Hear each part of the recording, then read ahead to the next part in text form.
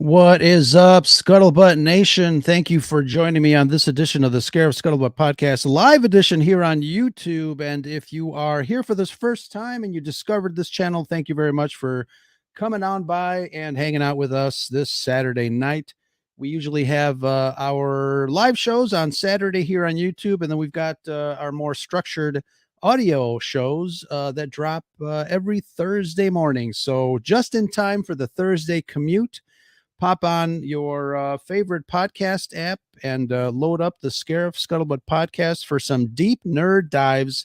We tend to talk a little bit about everything, mostly Star Wars, as you can see from my background, but we are nerds that hold different membership cards.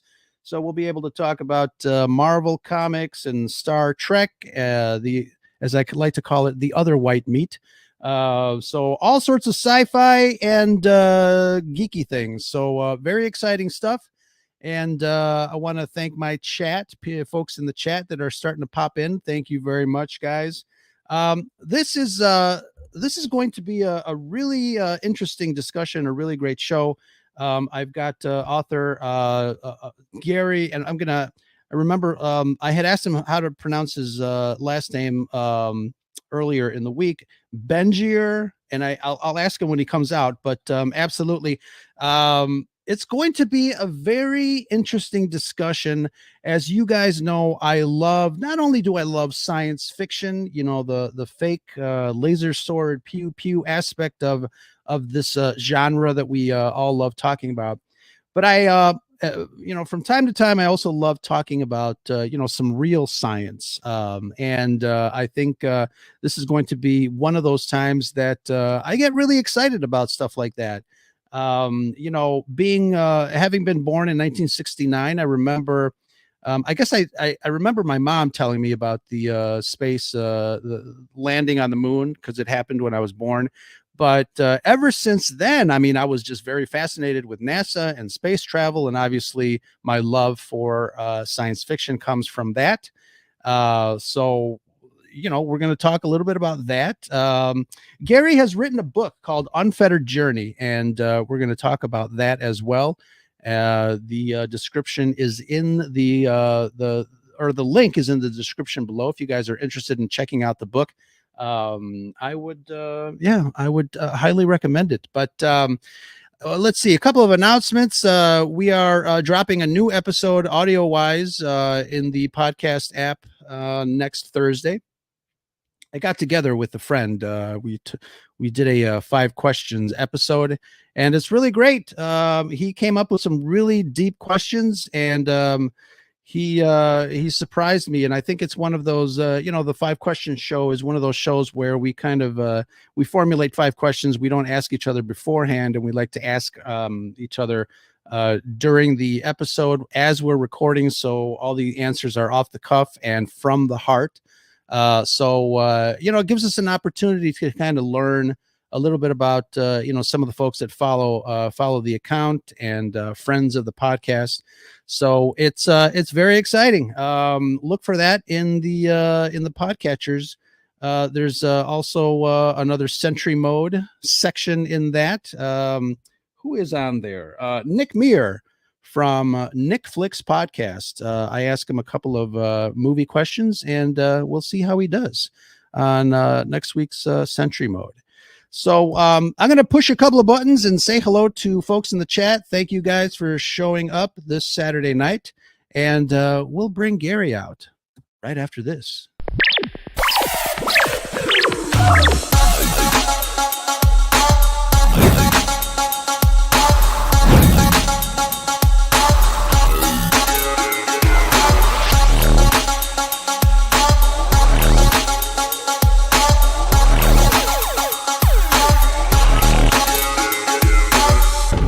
This station is now the ultimate power in the universe.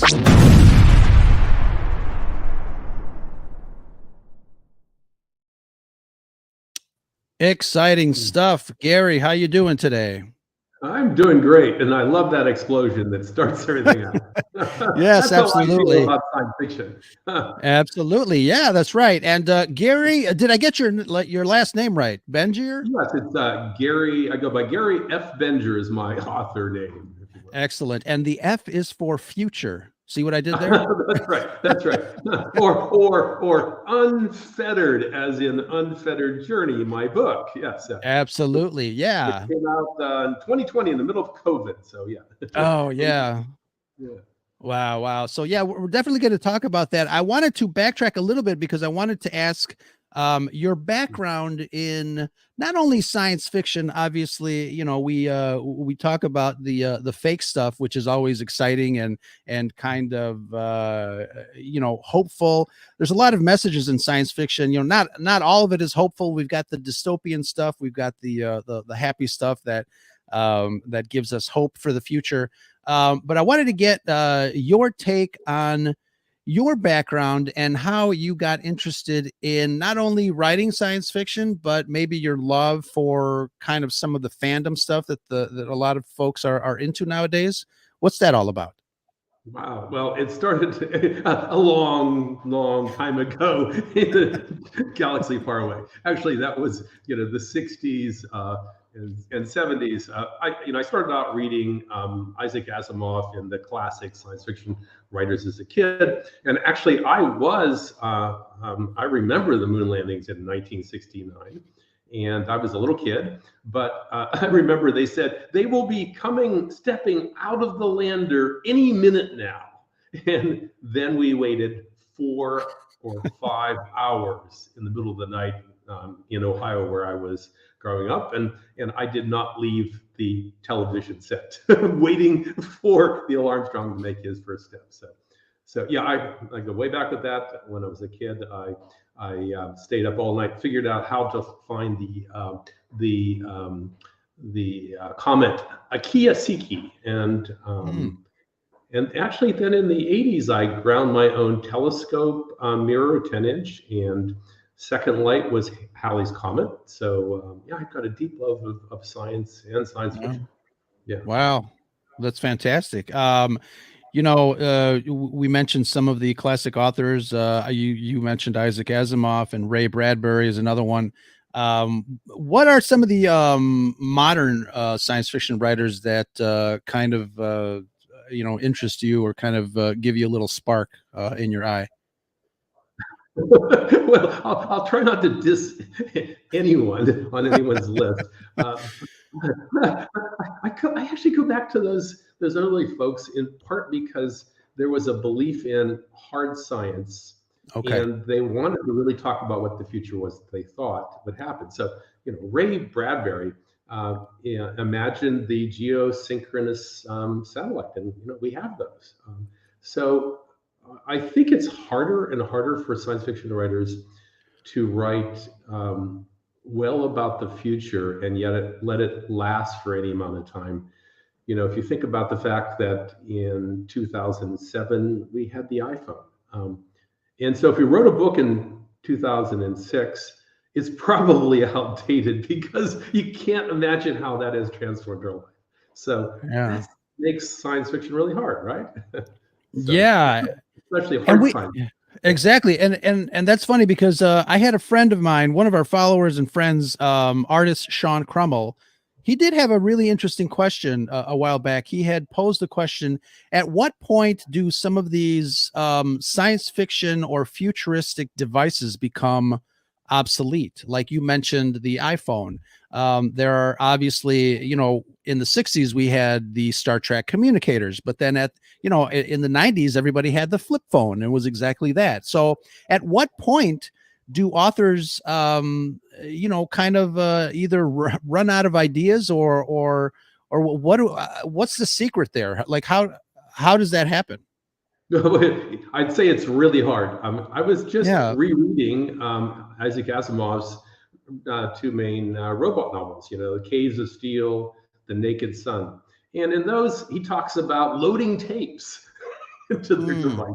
Okay, Yeah. so it feels really wrong. Now, granted, those are written in the order of 60 years ago or something, 70 years ago. So yeah, it does age. It's hard to write and make it feel concrete, and yet not to include details that will be wrong. So that's really hard. I mean, let's take for example communication, because so much of science fiction talks about communication and transportation, right? We're going Right. to, we're going to have, well, we're going to have, faster than light spaceships in both Star Trek and Star Wars. If you believe Einstein, that ain't going to happen anytime soon, if ever, right? So, beam me up, Scotty, right? You get transported by some molecular process and then reconstitute. Okay, that's not going to happen either. So, so communication and transportation tend to be a couple of things.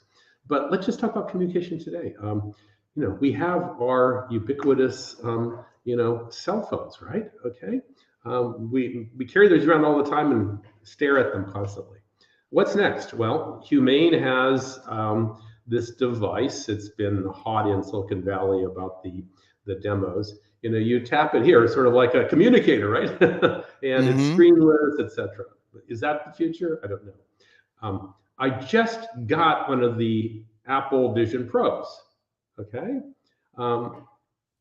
Different than glass, which was a complete failure a few years back because it made everyone look even geekier than any of our audience wants to be, right? But this one, this is very interesting. I think, you actually put the device on, if anyone hasn't tried it yet, and it's a bit pricey, but it appears that you're looking through it as if you're looking into the actual environment that you're in. That's actually not true. It is actually what you're seeing is cameras that is taking a picture of what's in front of you. And then you're seeing that reprojected. So actually, there's been some of the reports that describe this as actually being too real. You're going to be sucked into this 3D world. Yeah. I already experienced a little bit. I'm just playing with it. But for example, there's the meditation app. You bring up the meditation app. And there is a swirling, this is the standard Apple, but there's a swirling ball of seeds that are floating there. And it's incredibly immersive. I mean, I think it was one of the best, I don't meditate very much, but it was a best meditation experience I've ever felt. It felt really authentic and it was very immersive, and it didn't cause any of the problems that I've experienced with other devices. And I think this is revolutionary. I think it's going to change how we perceive things, and it's going to, maybe not this version, but version 3, version 4, whatever. And we'll be having an augmented reality kind of interface with the world in some fashion. How does that evolve? I don't know. So I just gave you 2 examples. Oh, there's a third one. There is a set of glasses. I saw a Silicon Valley VC wearing one of these about 4 months ago. It looks like actually a pair of glasses built in the frames, and you can tap it with your hand, and it takes a picture. This is this sort of an idea of a wearable glass kind of thing, where you can imagine projecting, so you have sort of a screen. That makes sense to me. So I just gave you 3 examples of how this technology might evolve from communication / virtual reality, immersive, the metaverse. And, it's going to be a contest of those kinds of things to see what happens this century. So that's hard science. Okay? Sure. I can't tell you where it's going. So. And it's interesting too, because I think as authors or creative people, you would think that you need to be a little connected to like actual science, papers or publications or even news, channels that talk a little bit about what the science might be in 10, 20, 30 years from now, just to kind of maybe integrate some of those concepts, some of those ideas into your story. So you're a little more up to date or a little more hard science, as you say. Let me backtrack, because I didn't ask you. I wanted to ask you what your background was, because you seem like you know what you're talking about. What's your background with science? Well, I was very fortunate. I spent a career with roughly 30 years in Silicon Valley, and I had the good fortune to participate in a lot of the fundamental technologies. These were in strategy and finance roles. By the way, the end of my career, I sort of capped it almost at the end with the position as chief financial officer at eBay. I took them public in their IPO, and then in their follow-on offering, we raised $1.3 billion in equity. So, and I hung around there for until they were several thousand employees and $100 billion in stuff being sold, and then went on to other things, including writing. But leading up to that, I had the chance to participate in everything from bioscience. I was in that field for half a dozen years. To computer peripherals, that's hard drives, keyboards, monitors, printers, chip design, EDA, electronic design automation technologies, streaming video over the internet. This technology that we're using now, the company that I was CFO of was acquired by Microsoft and became media player. And I actually even did high-tech windmills and a few others. So I had the chance to go into these technologies hands-on, and that really does inform how I think about a lot of these technologies out there. So I think that's really helpful to a science fiction writer to understand what is most likely to happen.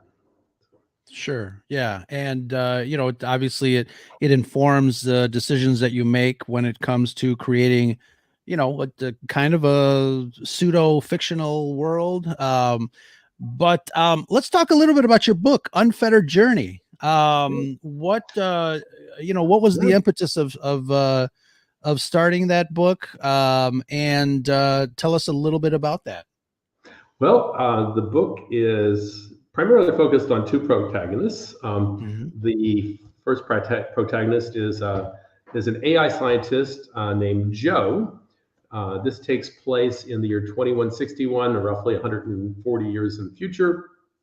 And Joe's job is to create true consciousness in robots. And he's stymied. It's just such a hard problem.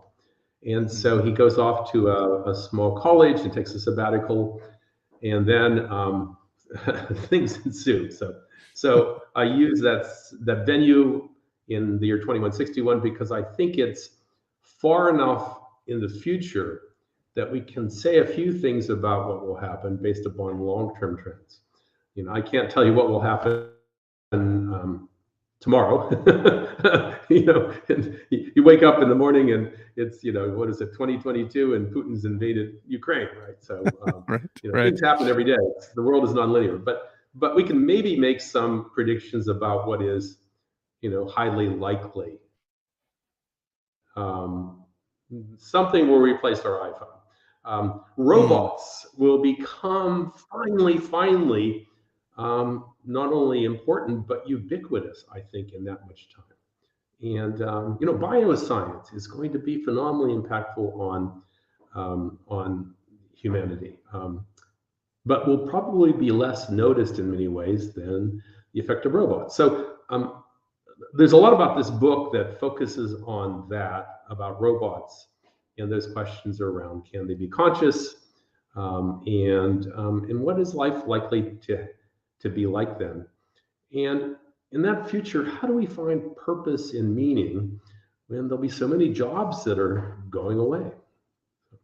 Interesting. Yeah. In the late mid to late 90s, I was covering a press conference here in Chicago. It had to do with the Consumer Electronics Show. And there was a gentleman from MIT who I was talking to. I was very fascinated with his conversation that had nothing to do with the CES show, but he was from MIT, and I was kind of just chit-chatting with him, and he started talking to me about some work that they were doing, growing neurons on computer chips. And this was in the mid 90s. And they said, we were doing a lot of research and development on that type of science. And he was talking about, you had just tapped your chest almost like a communicator, but he did the same thing and said, we'll be able to maybe have communication technology implanted in the back of our ear, and we can just, the phone rings and we can just tap the back of our ear and answer it. It's funny because what you're saying is not far off what he was saying in the 90s. I just recently found an article about the continued work that they are still doing with that technology. As a science fiction writer, do you take into account stories like this almost being cautionary tales? Does that contribute to the excitement, or does that contribute to the, I guess, the fear that mankind might have about moving forward with the technology? Well, there's certainly a lot of dystopian science fiction out there, right? I Yeah, mean, sure. there's a lot of these technologies where you start to imagine the worst cases, or you take the curve and you imagine it goes to the exponential extreme of the absurd result, and that's a science fiction book. Um, I think that the reality will be more along the lines of us trying to muddle through. Okay. Mm, Uh, because let's pick on your example again. I think that's a great one. So let me pick an endpoint. We talked about three different types of communication technology and that are developed today, developing, and how they might go. So in 140 years, what will those look like? In Unfettered Journey, I imagine that Joe has this device where, where's his phone? Well, his phone is indeed a chip implanted here, and it's connected, sort of with the future Bluetooth to an implant in his cornea that acts like a little screen. And the internet, or the net at that time, means that he can just talk to it using voice, and he just says, "Where's the closest pizza joint?" and it, just as we can get that sure. information and do a lookup now. And what it does is it does an overlay of a little red line on his cornea, like a map, that points him in the right way to walk. That's in the book that's entitled an ARMO, an augmented reality map Mm, overlay. Okay, can you imagine that technology? Absolutely. In fact, what is Google doing with Google Maps? You sure. can go to Paris. You can go to the Champs Elysees. You can pull up a tour online. Now imagine you're doing that today, and you're walking down the Champs Elysees, holding up your phone in your hand, and it points to a baguette shop, and it says, "This is the highest rating baguette shop in Paris," and you walk in. Cha-ching! That shop has paid Google some money, right? Yeah, Because they can prove that you walked in as a result of their map and that ad. So you can imagine that the development of mapping together with this stuff can easily lead to many billions of dollars. That's why companies are developing this sorts of technology today. So the point is that we have economics that will drive this kind of development. And I think that what I just described in terms of this future replacement for the cell phone is something like that's probable. Yeah. yeah, that's interesting. I think Scotty from Star Trek is always known for saying, use the right tool for the right job. And I think as an author, it's almost it might be too strong of a concept. It's almost your responsibility to kind of maybe present these ideas and these concepts for your audience to be able to really kind of think outside the box. I think any science fiction story should be able to do that in a creative way, in a way that makes humanity kind of think about the future and not be too fatalistic or loss of hope. But yeah, that's pretty But cool. Yeah, go ahead. but some of them though are really concerning. Let's just talk about AI today, right? I mean, that's the hot Right, yeah. topic of the moment. And yeah, I think AI is going to be dramatically impactful in this next decade. Okay. Um, I have maybe I'll call it a split view in how that will evolve going forward here, and it's maybe a little bit different than a lot of other people. But if I could share that with you and the audience, I think that's great as a really really important example today, what's going on. So AI, huge amount of hype, right? We're talking, Yeah. it's crazy today, right? We're talking about $7 trillion investments in AI in the next few years. Well, you try to pencil that out in terms of returns, that doesn't seem like it'll make sense. The entire broadband industry, I think, invested on the order of $1 trillion 20 years ago. And then they spent the last 20 years playing catch up to actually fill all of that broadband that they created then. They didn't get a return on it. Finally, things like Netflix and all the streaming has been able to fill that out. So that's the largest tech investment of that sort in prior history. So I'm a little doubtful it'll go that much. And in particular, I'm a little doubtful that it will pay off. So let's talk about the technology itself, though. How will it transform things? Yes, it will transform jobs and our life in many ways. Some of you are probably already playing with Copilot, and Perplexity is now the search of the moment. If anyone's downloaded Perplexity, it's actually pretty powerful. It's like Google search, but with actual footnotes, which is great. So that game is being played by all the big gorillas about staying on top. I'm actually mentoring and advising a startup founder in this field. He was with DeepMind, and now he's got his own weather AI company, and I think it's showing some tremendous promise in terms of predicting the weather better than all of the existing kinds of technologies. So yes, this will be transformative. Will it hit another wall, another AI winter? We've had something like 3 of those before in the past. One in the 80s, one in the 90s, one around the year 2000, where there was lots of hype, and then there was a crash because the technology didn't quite live up to the expectation. I think that's a probability too, though, that people will be disappointed by some of the results. That'll be caused by hallucinations, as they talk about in terms of the technology. That's the software lying to you, right? Giving you these crazy answers. And so I think that's important. And I think the idea that the AIs are suddenly going to become conscious, they're going to take over, those are all just malarkey, someone said. Okay. I was gonna ask you, how it works, so how the technology actually works. So. Yeah, I was going to ask you: is artificial intelligence actually intelligent? Will we get taken over by the T-1000? Yeah, that's the Terminator movie script, right? Yeah.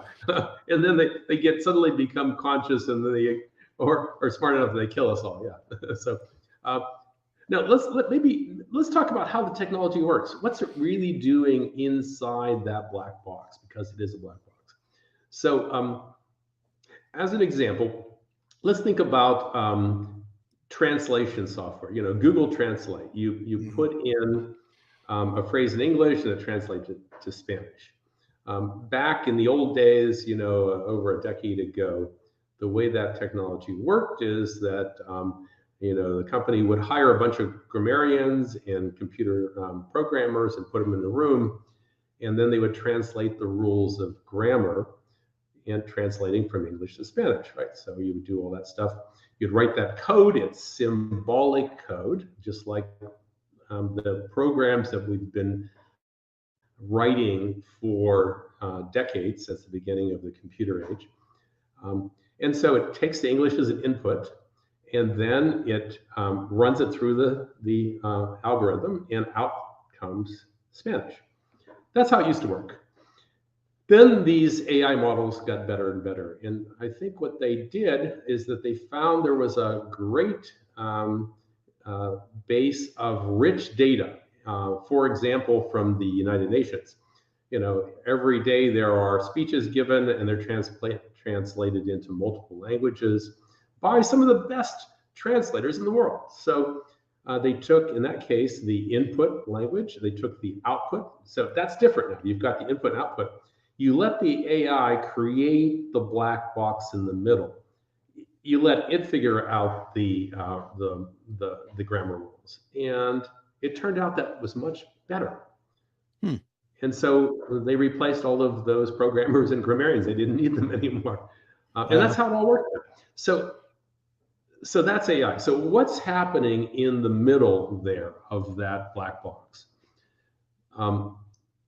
So what's happening is that there are a couple important algorithmic techniques used. One is called gradient descent, and another is back propagation or backprop. So what happens is they start with the input, the English. Or let me use a simpler example. They use some pictures that are either cats or not cats, okay? And at the output, and they've labeled all these pictures, so in the output, we know in advance whether it's a cat or not, okay? And the answer is either cat, yes or no. And so they let the model crank through, and of course it's all random at first because you set all these variables randomly, and it gets most of them wrong. And then what you do is you run these AI algorithms that then go backwards through back propagation and this technique called gradient descent to rejigger the variables on these levels of a hierarchy in between the model.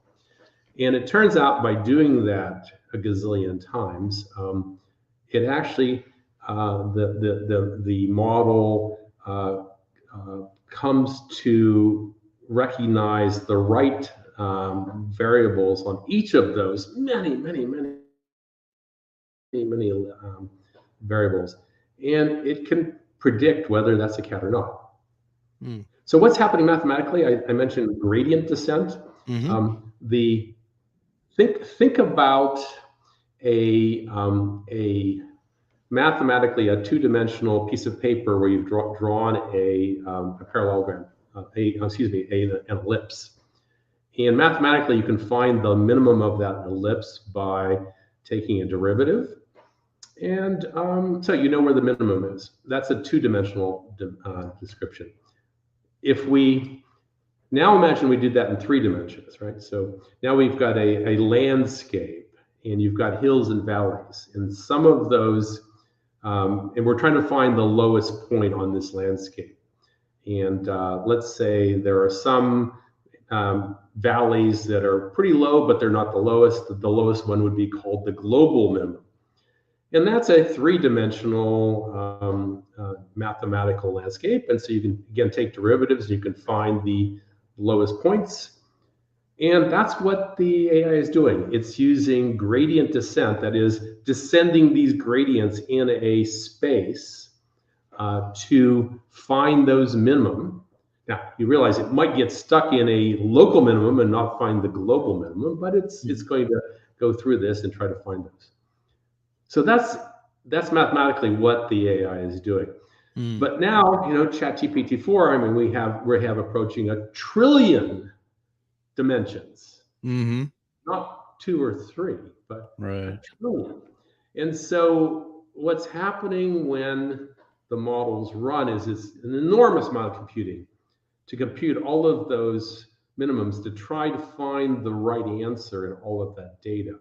And we can't imagine that many dimensions. We can't move through it. But once you run the model, you have sort of a frozen answer, if you will. All you have is just this set of variables that are now frozen. So, Ro, that's a very long answer to your question.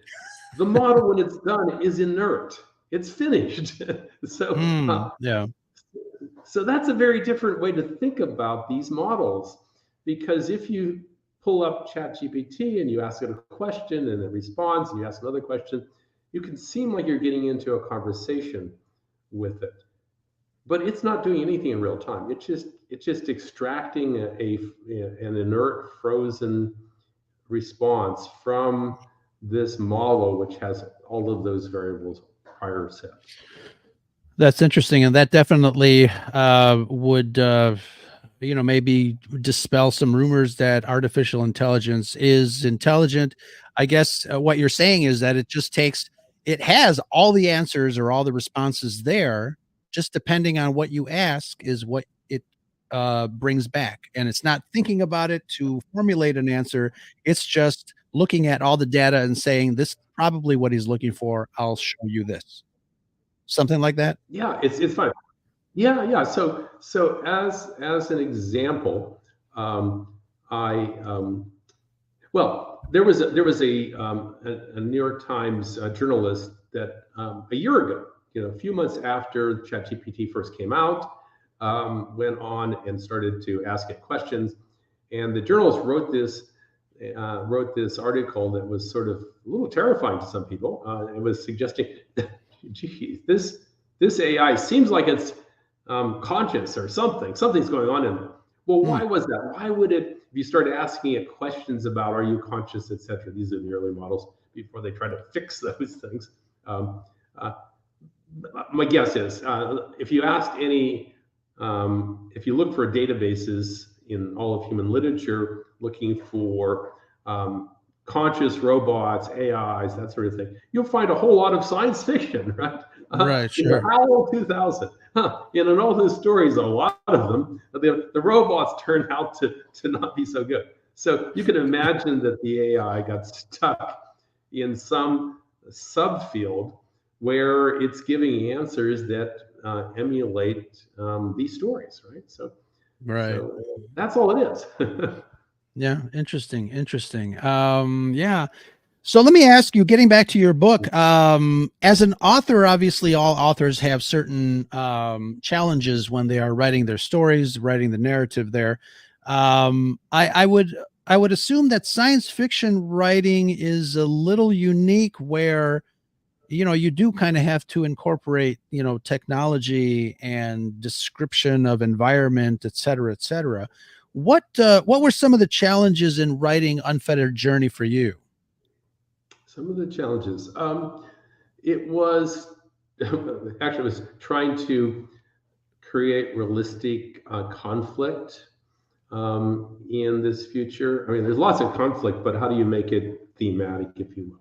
So in this world, in roughly 140 years, there are lots of robots. There aren't enough jobs, and that points to something I think is a real problem.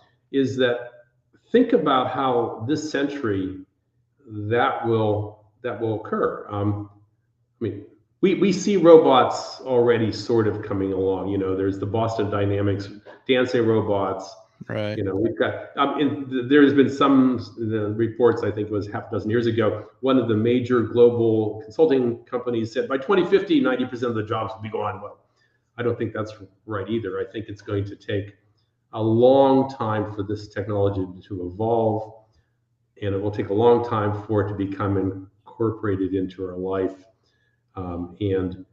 But I think it's inevitable. I think it's going to continue to get better and better. There'll be technology, there'll be economics that drive it.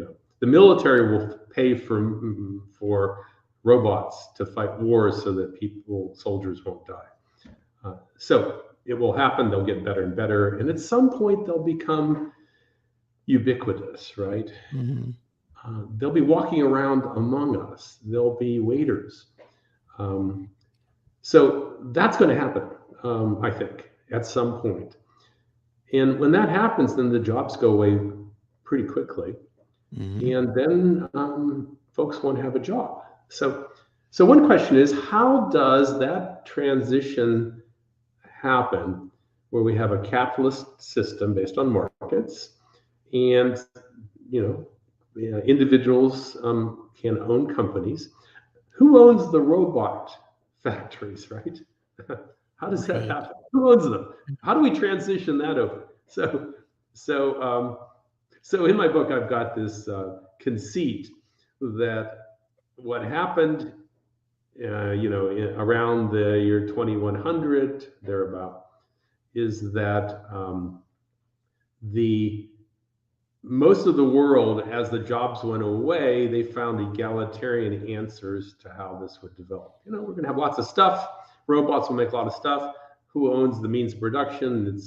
It's more shared. But in the United States, we had because we're have a society based so much on individual ownership, that what happened was that the robot factories became nationalized, but in exchange, there was put in place a series of levels acts, and the levels acts created levels where you had a level from 1 at the top to 99 at the bottom, and everyone was assigned a level, supposedly that they were based upon merit, and you could move up and down levels, but you had a level, okay?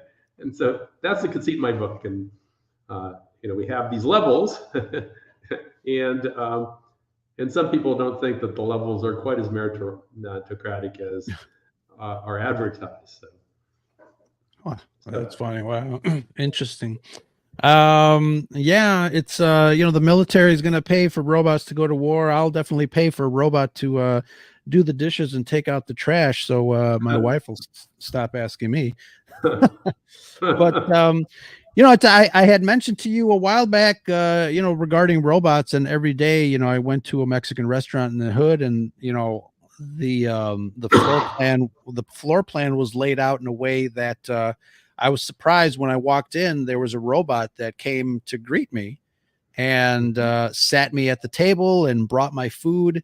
But it's interesting because the wait staff still had to accompany the robot to take the food off of the platter where the robot was holding it, to put it on my table. But it is interesting how far we've come from the imaginations of authors to the reality of scientists. And I think science fiction is one of those genres that really,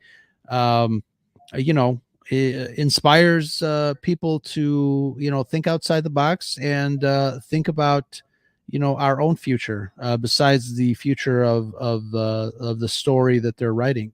I think science. Are you optimistic or pessimistic for the future? I'm curious, because you interview lots of guests, and you've got lots of and what do you think?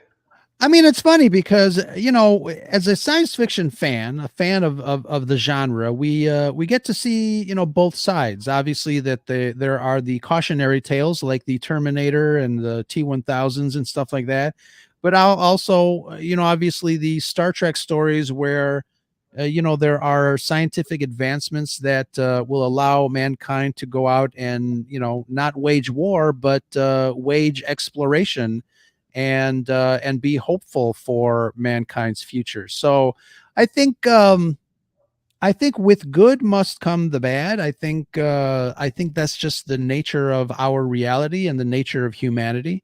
There's always going to be someone that's going to piss in your cereal, so to speak. So Yes. I think if we, I don't know, if we kind of take these cautionary tales to heart and understand what we're seeing when it comes to change, and ask ourselves not only is this right, but I'll quote that line in Jurassic Park: just because we can do it doesn't mean that we should. So it's interesting, and I think the line in Jurassic Park obviously had to deal with creating a technology to be able to bring back life that is extinct. But that's the other thing too. I mean, cloning of sheep or cloning of brontosauruses. I mean, where do we draw the line? Yeah, cloning of humans. Where do we draw the line? Exactly. Yeah. Well, I'm with you. I think that you and I, and actually a lot of the fans here, we like science fiction. We like the Star Wars. We like the Star Trek because they are hopeful about what humanity can do together. And we all hope to encourage that sort of view on the value of the commons, right? That we're all collectively trying to move ahead the human species. Mm-hmm. And yes, there will be those bad actors that are fairly self-interested, and sometimes we see more of those in the world, and it makes us all a little bit more anxious about what the future might be. And we just sort of hope that the good will win out, right? Absolutely. Yeah, and I'm always hopeful that that we will boldly go, and in every sense of the word or the concept. We can't go backwards by stumbling on the concepts of the future, but I think we should use that technology responsibly. Um, yeah, I mean, Yeah, and I think so. Here's why I'm focused on hard science in terms of thinking about the future, is that a while ago we talked about how hard it is, and I used the example of the iPhone, and your stories would be wrong. And sometimes I think that science fiction writers then sort of take the easy way out. They write fantasy, they write about dragons and stuff that is obviously not in our future. But I think it's important to go back to thinking about what are the scenarios that are more likely, and what are the real challenges, so that then we can help focus people's attention on solving those real problems, right? yeah, Because the problems are going to be, I would argue, harder in this century than they have been in the crazy century we just finished, right? So, yeah, so it's not going to get easier, and so it's going to take some discipline and focus, and I think leavened with a lot of hope and aspirations. I mean, we have the ability to actually achieve some of those utopian scenarios, right? There's going to be a lot of stuff in the sure. future. People have a lot of material wealth and the ability to have good health with the bioscience, live far longer lives, health with great health, longer in their lives. We'll have a greater ease in our life because of all the technology. If we can figure out how to organize society so that it's fair, Sure. and Yeah. then there's some great hope for the future, I think. So. Yeah, absolutely. A great philosopher once said, "With great power comes great responsibility." That's right. I wonder who said Uh, that. Uncle Ben from the Spider-Man stories, but still a wise concept. And I think that's funny. That's one of the things that really interests me too, as far as the geek culture, the nerd culture. There are a lot of life lessons, a lot of really great little tidbits that will make you really think. From Yoda's "do or do not" to to Spider-Man's great responsibility line. I think that's one of the cool things about this genre in general, that is definitely worth examining and not brushing off as pulp fiction or kiddie stuff. And, Because and one of the things that is a main theme in my book is the concept that as we have ubiquitous robots, we then have far fewer jobs. Mhm. And then how does each of us find meaning and purpose in that technological world, right? Because Right. we can't go backward to some kind of technology less natural sort of Luddite past. It's just not going to Mhm. happen. Yeah, and and this is what fascinates me about Star Trek in general, just the ability to, we've worked on ourselves and the technology to be able to afford ourselves the time to search for growth, internal growth, spiritual growth, knowledge, and things like that, instead of working 9 to 5 for one purpose and just kind of losing yourself in that aspect of life. And obviously, we're not we're not in the future yet. We all need our 9 to 5, but I think it's a good start. Yeah.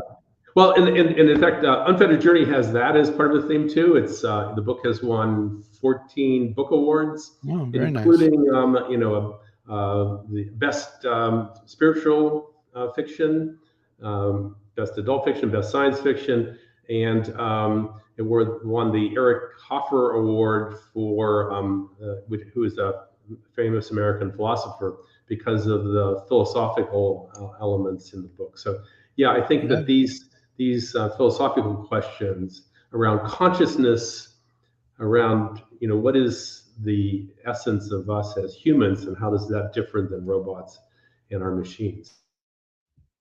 Yeah, those are all really important themes for this century. Yeah, absolutely. And yeah, why don't you tell folks in the chat where to pick up your book? And obviously I will have a link in the description below. And I'm going to click that link right away, grab a copy. But why don't you tell folks where people can find it? Sure. You can find Unfettered Journey around the world and everywhere you buy books. It's in 8 languages. Wow. And as I said, it's won 14 book awards. And you can find me at garyfbengier.com, my author website. Very nice. Yeah, pick up a copy. I really appreciate it. Excellent. Yes, definitely will. And maybe I'll buy 2 and give one away to somebody in the chat. So stay tuned for that. That would be awesome. Great. Gary, thank you so much for joining us tonight on the Scarif Scuttlebutt podcast. Like I said, we don't just talk fake fiction, fake science. We talk real science, and you'll only get that here at the Scarif podcast. Excellent. Gary, thank you so much. I hope you have a good night, and thank everybody in the chat for participating tonight and listening to us talk about science. And pick up a copy of Unfettered Journey wherever you get your books, and let us know how it is. But yeah, I'll definitely be grabbing a copy and doing a little giveaway, because that'll be amazing. Excellent. All right, guys, until next time, enjoy the rest of the evening. Until next time, that's the Scuttlebutt. Talk to you guys later.